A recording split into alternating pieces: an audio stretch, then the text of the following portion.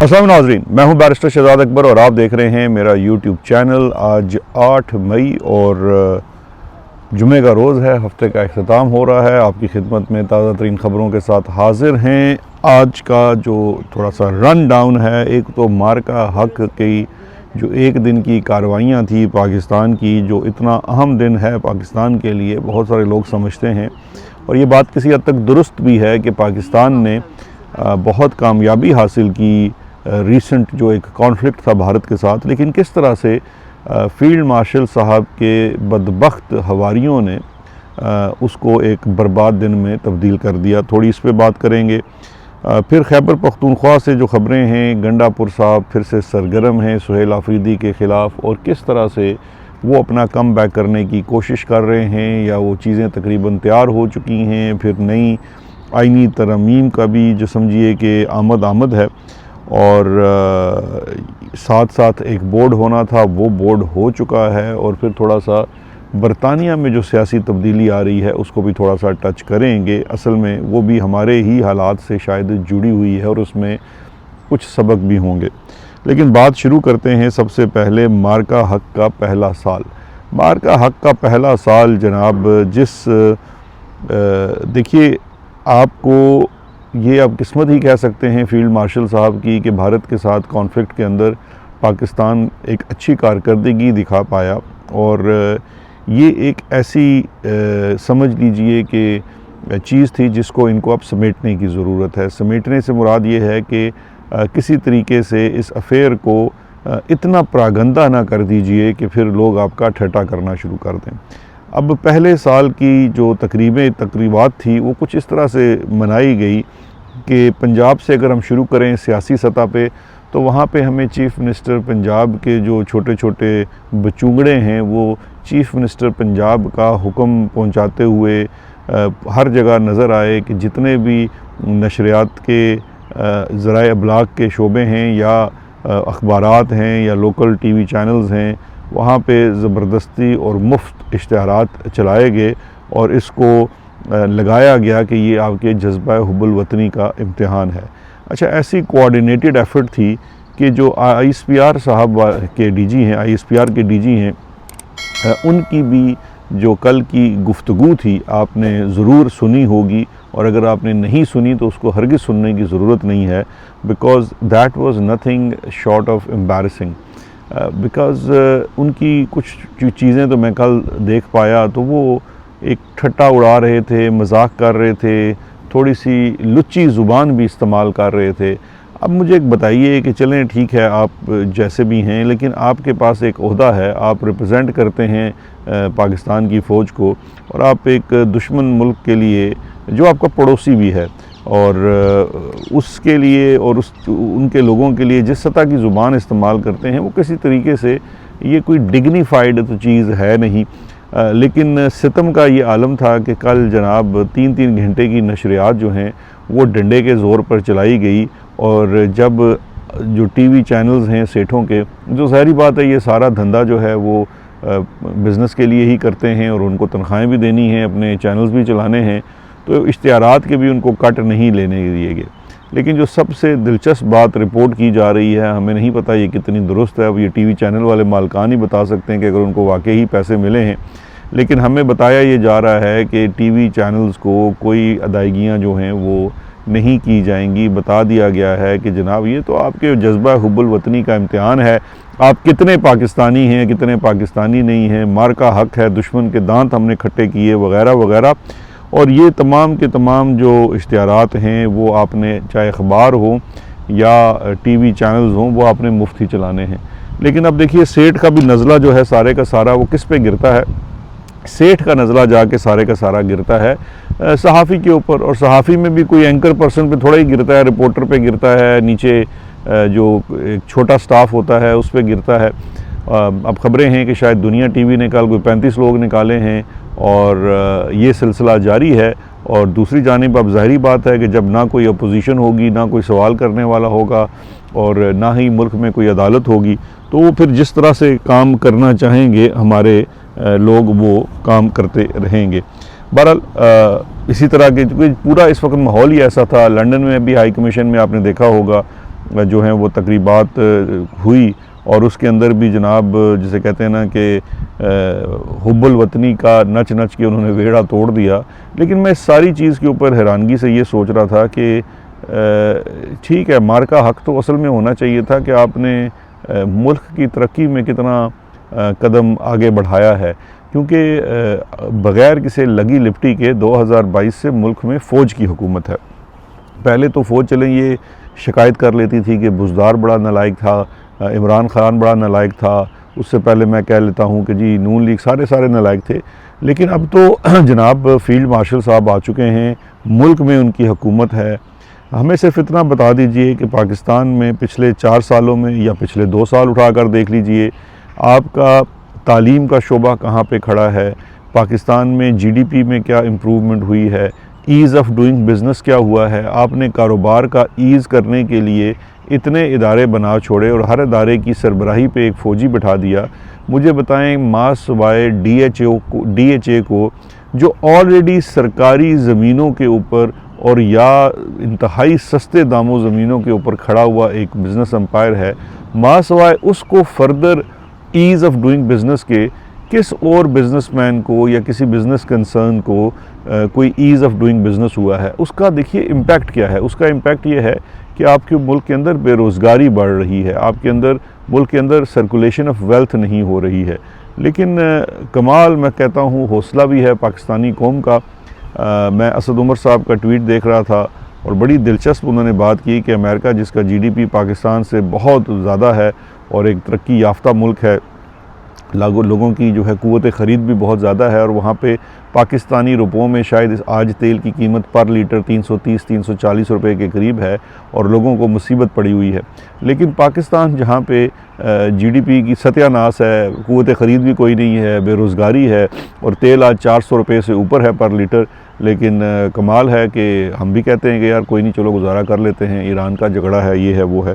तो ये जो सूरत हाल है, असल तो मार्का हक ये आपने जीतना था, लेकिन हम शायद अपने चीज़ों के अंदर ये सवाल नहीं उठा पाते हैं या हमसे वो सोचने समझने की सलाहियत भी छीन ली गई है। तो आपसे यही दरख्वास्त है कि हमारे हुब्बुल वतनी के जज्बे को तो आप चैलेंज ना कीजिए, लेकिन असल में जो आपने सारा दिन ढोल पीट के मुफ्त का मार्का हक का सेलिब्रेशंस की हैं, उसमें असल सवाल तो आपको ये करने चाहिए, आवाम को करने चाहिए कि हजूर चारों तरफ फ़ौजें ही फ़ौजें हैं, लेकिन हमें इसका थोड़ा सा एंड रिज़ल्ट बता दें। क्योंकि अब आप प्रैक्टिकली सियासत के अंदर तो हैं और सियासत में अकाउंटेबिलिटी चलती है, और अकाउंटेबिलिटी का यही सवाल है कि आपसे सवाल किया जाए कि इक़्तिदार आपके हाथ में, इख्तियार आपके हाथ में, डंडा आपके पास, वर्दी आपके जिस्म पे, आपने अचीव क्या किया है।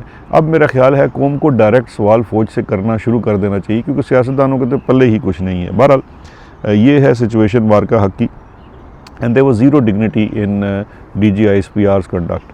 अच्छा जी, अब चलते हैं थोड़ा सा जी खैबर पख्तूनख्वा की तरफ। वहाँ की भी कुछ ख़बरें जो हैं वहाँ पे अब मज़ीद गर्दिश कर रही हैं। हमारी इतलात ये हैं, ये वैसे अदील राजा साहब ने भी इसको आज अपने वीलॉग में छेड़ा है, शायद उन्होंने नाम नहीं दिया, मैं नाम ले देता हूँ। अली अमीन गंडापुर साहब और उनके ख़ानदान के लोग जो हैं वो मुबैना तौर पर पेशावर के KP के सहाफ़ियों को फ़ोने कर रहे हैं कि जनाब मैं तो आ गया हूँ और अब आप जनाब मेरे अच्छे दिनों के, सुनहरी दिनों की बातें करें और मैं आपको लुक आफ्टर करूँगा। मैं पहले भी लुक आफ्टर करता था।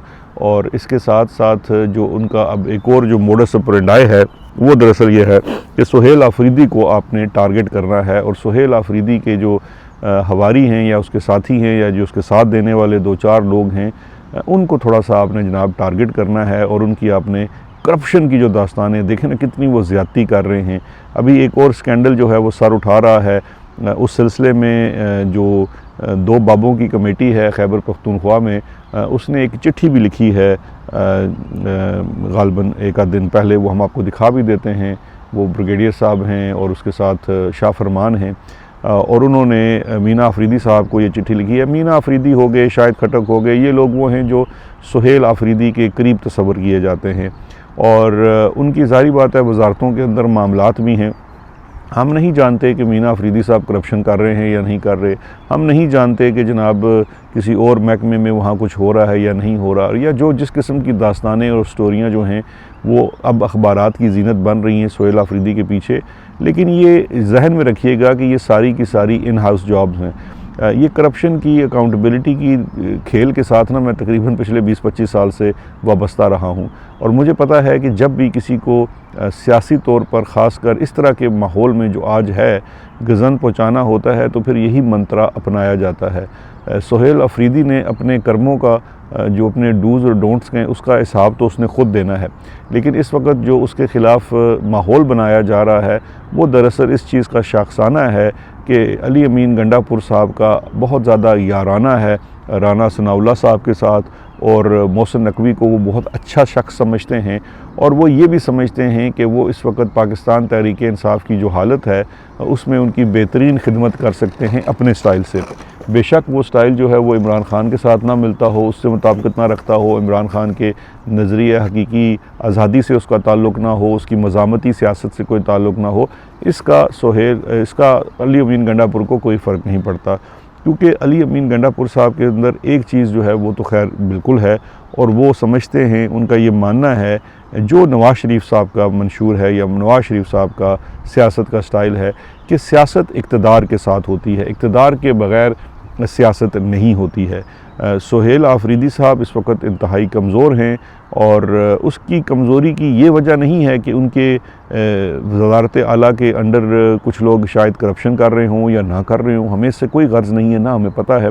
ये जितना बड़ा इस वक्त खेल चल रहा है ना उसमें इनकी ये छोटी छोटी चीज़ें मैटर नहीं करती। असल जो सोहेल आफरीदी का फेलियर है वो फेलियर ये है कि जिस स्ट्रेंथ पे खेलने के लिए सोहेल आफरीदी को लाया गया था उन्होंने तो उधर जाके ओपनिंग भी नहीं की, बस 1-2 दौरे किए थे, उसके बाद स्ट्रेटिजिकली ना इधर के हुए ना उधर के हुए, ना ही वो इमरान ख़ान की जो एक मज़ामती सियासत थी जिसके लिए उनको लगाया गया था उसको वो मज़ीद बढ़ा सके, और ना ही उन्होंने वो जो रवायती सियासत, क्योंकि अगर रवायती सियासतदान होते तो ये जो बाबे आज चिट्ठियाँ लिख रहे हैं ना, इनमें से किसी को मशीर लगा देते, किसी को वज़ीर लगा देते, किसी के हवाले एंटी करप्शन कर देते, किसी के हवाले वो कर देते, तो आज काफ़ी सारे रांझे राज़ी रहने थे। अभी ख़बरें हैं कि खैबर पख्तूनख्वा में काबीना में तोसी की जाने वाली है, लेकिन इन चीज़ों से आपकी वज़ारत आला जो है वो बचनी नहीं है। असल खेल तो यहाँ पर और खेला जा चुका है, और इमरान ख़ान साहब से रब्ते का सिलसिला बदस्तूर जो है वो सस्पेंड ही रहेगा। अभी आप देख लीजिए कल से लेकर आज तक हमने कितनी बातें सुन ली, क्या हमने तहरीक इंसाफ का एक वो देख लिया कि जिसमें तहरीक इंसाफ जो है वो बुशरा बीवी के साथ जो कल फिर हुआ कि उनको रात के वो ले जाया गया, लेज़र आई सर्जरी की गई, ना फैमिली को बताया गया, ना किसी को मिलने दिया गया, इवन पोस्ट ऑपरेशन जब वो अडयाला वापस आ गई तो उसके बाद भी किसी से मुलाकात नहीं करवाई गई, लेकिन कोई फ़र्क नहीं पड़ा, कोई जमात ने क़यामत नहीं बर्पा की, कोई चीज़ नहीं की। और दिस इज़ एक्चुअली ये एग्जैक्टली वो प्लेस है जहाँ पे आपको इस्टेब्लिशमेंट खिलाना चाहती है, और हम बड़े शौक़ से वहाँ पे खेल रहे हैं। अच्छा, दूसरी तरफ हमारी जो सहाफ़त है वो भी अजीब सहाफ़त है। अभी आप देखेंगे कि ये जो मीना अफरीदी की स्टोरियाँ हैं या बाकी स्टोरियाँ आपको अक्सर ज़ीनत बनती नज़र आएंगी, अखबारात की भी, सोशल मीडिया के ऊपर, पोस्ट के ऊपर भी, और प्रोग्राम्स भी होंगे। लेकिन एक सहाफ़ी हैं या 1-2 लोग और हैं जो पीट पीट कर अब हुकूमती एक वज़ीर के, हनीफ अब्बासी साहब के साहबजादे का किस्से बता रहे हैं कि किस तरह उन्होंने मुबैना तौर पर डिप्लोमेटिक एन्क्लेव में एक बहुत बड़ी कोई उधर वहाँ पे कोई होटल रेस्टोरेंट बनाया है जो गालबन कहा जा रहा है कि शायद पुलिस का वो था था। अच्छा, मज़े की बात है पुलिस वहाँ पे भी काबिज़ है, डिप्लोमेटिक एन्क्लेव में कहाँ आ गया। बहरहाल ये उनके ऊपर इल्ज़ाम लगाया जा रहा है। अब ये जो हनीफ अब्बासी साहब हैं इनकी भी अमारत को अगर आप उठाकर देख लीजिए, ये कैसे हुए, किधर हुए, कोई सहाफ़ी कभी आपको तहकीकाती सहाफ़त करता नज़र नहीं आएगा इसके ऊपर। उसकी बुनियादी वजह यह है कि पाकिस्तान में एक बड़ा ज़बरदस्त सिस्टम है। वो कहते हैं ना कि जो खाता है तो क्या हुआ, लगाता भी है। जो शख्स, ये किसी पर्टिकुलर एक बात की नहीं है, जो शख्स पब्लिक लाइफ में है, सियासत में है, अगर वो मिल बांट कर खाता है तो वो बहुत अच्छा इंसान है। जो थोड़ा सा औखा होता है या जो थोड़ा सा कुछ अलग करना चाहता है तो उसके पीछे सारे आ जाते हैं, स्टोरीज़ भी होती हैं, लेकिन ये मामला ऐसे ही चलता है। लेकिन आपको अल्लाह के फजल से हमारे अंसार अब्बासी साहब भी हैं, वो इन्वेस्टिगेटिव सेल चलाते हैं। इतनी बड़ी ख़बरें की जा रही हैं, इस्लामाबाद में मजाल है उसके ऊपर कोई ख़बर की हो। 1 कॉन्स्टिट्यूशन एवेन्यू के अंदर क्या क्या कहते हैं ना घोटाले हैं, कोई उसके ऊपर बात नहीं करेगा, लेकिन सिलसिला ऐसे चलता ही रहेगा। अच्छा जी, बोर्ड्स होना शुरू हो गए हैं। फ़ौज के जो बोर्ड्स बहुत अरसे से नहीं हुए थे, एक रोज़ कबल जो फुल कर्नल और ब्रिगेडियर्स के जो थे वो बोर्ड्स हो गए हैं, और इसको शायद SB2 कहते हैं या SB3 कहते हैं, फ़ौजी ज़ुबान तो मुझे नहीं आती है। बहरहाल वो बोर्ड्स हुए हैं और काफ़ी बड़ी तादाद में जो है अफसरान के प्रमोशनें हुई हैं। उसका अप्रूवल जो है वो कोर कमांडर का इजलास भी 2 दिन पहले हुआ था, उसमें हो गया। तो अब जो है मतवक्का जो है वो जुलाई के अंदर बताया जा रहा है कि जो दूसरा बोर्ड, क्योंकि ये बोर्ड हो गया ना थोड़ा, चलो 1-2 महीने, अब जून जुलाई गुजर जाएगा, लेकिन उस बोर्ड से पहले शुनीद ये भी है कि अब 28वीं आईनी तरमीम जो है उस पे काम होगा, और उसके लिए आसिफ जरदारी को मनाया और डराया दोनों जा रहा है। तो ये भी ख़बरें आने वाले दिनों में आप देखेंगे। वैसे तो कौमी असम्बली का इजलास भी बुला लिया गया है, लेकिन 28वीं आईनी तरमीम का मसवदा क्या है ये बात अभी तक पर्दा राज में है। उसमें अब किस हद तक जो है वो NFC अवार्ड का रिवर्सल शामिल होगा, जो कि कतई हतमी तौर पर होगा। लेकिन कुछ और चीज़ें भी मतवक्के हैं जिसमें सूबों की हैयत कैसे बदलनी है वो तरमीम भी की जा सकती है पहली स्टेप के ऊपर, क्योंकि जो सूबाई असम्बलियों की अप्रूवल चाहिए वो एक बहुत बड़ा इशू रहेगा अगर ये सूबे मज़ीद बनाते हैं जो इस्टेब्लिशमेंट का प्लान है। तो अब उन चीज़ों के ऊपर हमें पता ये चला है कि काम हो रहा है। प्रैक्टिकली वो जब आते हैं तो हमारे सामने मामलात आ जाएंगे और हम इंशाल्लाह उसको रिपोर्ट करेंगे। लंदन में, बरतानिया में आपको पता है कि इलेक्शंस हुए हैं, लोकल गवर्नमेंट इलेक्शंस हुए हैं, और उसके अंदर बहुत कुछ हुआ है। उसके अंदर बड़े बड़े तख्त उलट गए हैं। यहाँ पे सिचुएशन यहाँ पे अब ये बन गई है, जो लोग बरतानिया से देख रहे हैं वो जानते होंगे कि लेबर ने बहुत ज़्यादा लॉस किया है। इस सेंचुरी का सबसे बड़ा लॉस हुआ है लेबर को किसी भी इलेक्टोरल प्रोसेस में। माजी में 68% was the maximum loss to any party, जो बड़ी 2 मेजर पार्टी हैं Conservative. This time they are losing 75% of their seats. ये था तो लोकल गवर्नमेंट का इलेक्शन, लेकिन यहाँ से आपको ट्रेंड्स का पता चलता है कि लोग जो हैं वो कितने नाखुश हैं। जो 2 मेन पार्टीज़ हैं, चाहे वो लेबर हो या कंजर्वेटिव हो, कंजर्वेटिव को भी बड़ा लॉस हुआ है। गेन किसने किया है? गेन सबसे ज़्यादा रिफॉर्म ने किया है। रिफॉर्म क्या है? रिफॉर्म एक अल्ट्रा राइट कह लीजिए जमात है जो नस्ल परस्ती की तरफ भी जाती है, लेकिन उसमें सबसे मजाका खेज़ बात यह है कि उस जमात के अंदर आपको बहुत ज़्यादा ब्राउन फेसेस नज़र आते हैं, चाहे वो गोवन मॉरिशियन डिसेंट की सुएला ब्रेवरमैन हो या वो बंगाली जो उन्होंने एक उस जमात का शायद वो चेयरमैन भी है, उसका मुझे अब नाम फिर भूल जाता है, ज़िया यूसुफ है शायद। एनीवेज़ वो भी है। तो ये भी एक अजीबो-गरीब है, और उन्होंने जनाब अभी से हैट्स पहनना शुरू कर दिए हैं ट्रम्प की तरह, मेक ब्रिटेन ग्रेट अगेन। और इससे होगा ये कि ये अगले 5-7 साल बरतानिया में तो आपको बहुत ज़्यादा फार राइट का राइज़ नज़र आएगा। लेकिन बरतानिया की एक इस माशरे की अच्छी बात यह है कि यहाँ पे जो करेक्शन पाथ है वो भी बड़ा स्ट्रॉन्ग है। एक तरफ रिफॉर्म का राइज़ हो रहा है, दूसरी तरफ लिप डैम और ग्रीन का भी राइज़ हो रहा है। लेकिन जो चीज़ें पता लग रही हैं कि बरतानिया की जो जिसे कहते हैं कि पुरानी तरीन पार्लिमानी जमहूरियत है, उस मॉडल में 2 जमाती निज़ाम अब किसी हद तक ख़त्म हो चुका है। और इसकी बुनियादी वजह यह है कि वो जमातें अपने लगे बंदे मामलात से हट नहीं रही, और वो आवाम को या तो उनके साथ इंटरेक्ट नहीं कर रही, उनको अपने साथ एजुकेट नहीं कर रही, और जो है वो डिलीवर नहीं कर पा रही। लेकिन लेबर के जो प्राइम मिनिस्टर हैं सर के स्टार्मर, उन्होंने तो जनाब आज आके बिल्कुल DG-ICPR की तरह की सुबह सवेरे प्रेस कॉन्फ्रेंस की। उन्होंने कहा जी हम हार गए, बड़ा नुकसान हुआ है, लेकिन कोई फ़र्क नहीं पैंदा, मैं इस्तीफ़ा नहीं देना। लेकिन ख़बरें यही हैं कि शायद सितंबर अक्टूबर में जो इनका लेबर पार्टी का होता है एक कन्वेंशन एनुअल, उस वक्त तक के Starmer will be on his way out. और मतवक्के यही है कि एंडी बर्नमैन या जो ग्रेटर मैनचेस्टर के मेयर हैं, अगर वो जमात में आते हैं तो इसको बचा पाएंगे। लेकिन एनीवेज़ ये बरतानिया की सियासत है, और इम्पैक्ट इसका पाकिस्तान के ऊपर या पाकिस्तानियों के ऊपर आप ये कह सकते हैं कि पाकिस्तानी जो यहाँ पे पुराने बसे हुए हैं वो तो आप समझिए ऑलमोस्ट वो भी रिफॉर्म जैसे ही है। लेकिन जो नए आने वाले हैं वो कंसर्न हैं, क्योंकि जो फार राइट वाले हैं उनकी पॉलिसी जो है वो बड़ी सख्त है माइग्रेंट्स को लेकर, और राइट्स या ह्यूमन राइट्स के ऊपर कोई वो इतने ज़्यादा कन्विंस्ड नहीं हैं, जो कि ज़ाहिरी बात है नए आने वालों के लिए। और उसमें पाकिस्तान से ज़्यादा शायद इंडियंस को भी ख़तरा लाहक है, क्योंकि जो एक बड़ी मैस माइग्रेशन हुई पिछले 5-7 सालों में, उसमें इंडिया नंबर 1 पे था। और ज़ाहिरी बात है अब उनके अगर मामले वो अगर आते हैं तो यहाँ से बहुत ज़्यादा एक्सोडस भी हो सकता है। लेकिन ये अब बरतानिया की सियासत है, पाकिस्तान की सियासत के ऊपर तो मामलात हम आपसे डिस्कस करते ही रहते हैं। दिन अच्छा है, आप भी इंजॉय कीजिए, और बातें होंगी वीकेंड के ऊपर। अपना ख्याल रखिएगा। शुक्रिया, खुदा हाफिज़।